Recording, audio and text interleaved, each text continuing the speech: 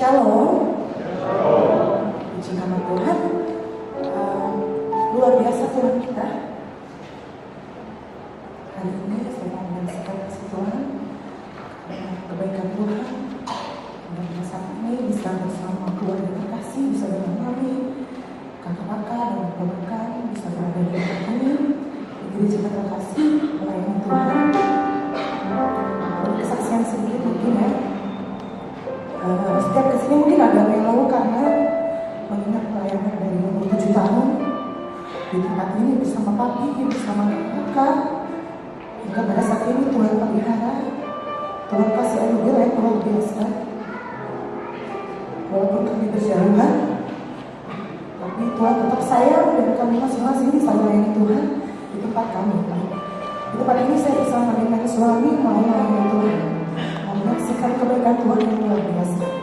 Karena pujian ini dapat memberkati kita semua.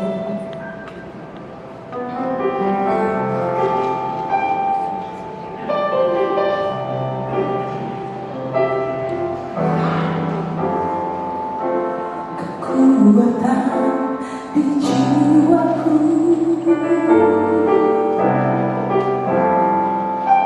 ketenangan badanku, ada dalam hadiratmu, ku menyembahmu.